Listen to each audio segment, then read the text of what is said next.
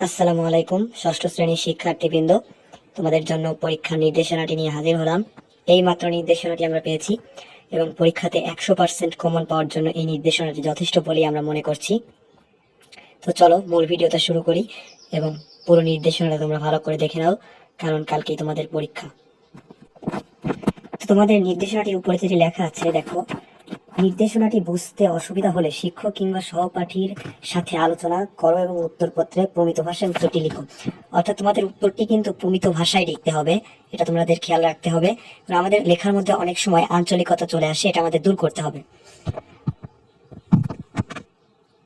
তো দেখো এখানে তোমাদের জন্য দেওয়া হয়েছে নিজের আত্মপরিচয় খুঁজি। প্রতিটি মানুষের নিজ নিজ পরিচয় রয়েছে, বিভিন্ন প্রেক্ষাপটে তাদের পরিচয় ভিন্ন হয়ে থাকে। বিষয়টি চিন্তা করে উত্তরপত্রে বর্ণনা করো। এখন তোমাদের একটি কাজ দেওয়া হয়েছে, দেখো কাজটা হচ্ছে একক কাজ। একক কাজ হচ্ছে আত্মপরিচয়ের মেলার আয়োজন করি। এই মেলাটি আয়োজন করার জন্য নিচে কিছু ধাপ রয়েছে, যে ধাপ সম্পর্কে তোমাদেরকে বিস্তারিত লিখতে হবে। ধাপগুলি হচ্ছে দেখো, কাজের উদ্দেশ্য, তুমি কোন উদ্দেশ্যে এই মেলাটি আয়োজন করতে চলেছো, প্রয়োজনীয় উপকরণ, কি কি উপকরণ তোমার প্রয়োজন হবে, এবং কাজের নির্দেশনা, তুমি এই কাজের জন্য সকল নির্দেশনা কার কাছ থেকে সংগ্রহ করবে বা সরবরাহ করবে সেটা তোমাকে বিস্তারিত লিখতে হবে। এরপরে দেখো তোমাদের কাজ 2, যেটা হচ্ছে দলগত কাজ। দলে ভাগ হয়ে নিজের অন্যের আত্মপরিচয়ের করণীয় ছকের মাধ্যমে তুলে ধরো। নিজের আত্মপরিচয়ের যে করণীয় কাজটি থাকে সেটি ছকের মাধ্যমে তোমাদেরকে তুলে ধরতে হবে। নিজ আত্মপরিচয় করণীয় এবং অন্যের আত্মপরিচয় যে করণীয় কাজগুলো রয়েছে সেটি এই ছকের মধ্যে তুলে ধরতে হবে। এখানে দেখো 2টা ছক দেওয়া আছে, তবে তোমাদের এই 2টা লিখলেই কিন্তু হবে না, তোমাদেরকে আরো অনেকগুলি লিখতে হবে।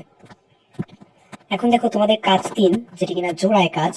জোড়ায় কাজ, তোমাদের আরেক বন্ধুর সাথে আলোচনা করে দুজনের নিজ নিজ খাতায় নিজ নিজ পরিচয় মাইন্ড ম্যাপিং এর মাধ্যমে তুলে ধরো। মাইন্ড ম্যাপিং সম্পর্কে তোমরা নিশ্চয়ই অবগত আছো, এটি তোমাদের বই রয়েছে এবং এটি তোমাদেরকে তোমাদের নিজেদের আত্মপরিচয় এবং আরেক বন্ধুর সাথে আলোচনা করে আত্মপরিচয়টি মাইন্ড ম্যাপের সাহায্যে খাতায় তুলে ধরতে হবে। এরপরে দেখো কাজ 4, যেটি কিনা তোমাদের একক কাজ। এখানে বলা হয়েছে যে মানুষের বিভিন্ন প্রেক্ষাপটে বিভিন্ন ধরনের আলাদা পরিচিতি থাকে, এই প্রেক্ষাপটের ভিত্তিতে আত্মপরিচয় ভিন্ন হতে পারে। নিচে দলগত কাজের অভিজ্ঞতাকে কাজে লাগিয়ে বিভিন্ন আত্মপরিচয় প্রেক্ষাপটে নিজের পরিচয় তুলে ধরো। অর্থাৎ একটা মানুষের পরিচয় কিন্তু বিভিন্ন প্রেক্ষাপটে থাকে, সেই প্রেক্ষাপটগুলো দেখো এখানে দেওয়া হয়েছে। রাজনৈতিক প্রেক্ষাপট, সাংস্কৃতিক প্রেক্ষাপট, পারিবারিক প্রেক্ষাপট, সামাজিক প্রেক্ষাপট। এই 4টি প্রেক্ষাপটে তোমাদেরকে তুলে ধরতে হবে তোমাদের আত্মপরিচয়গুলো, এই 4টি প্রেক্ষাপটে।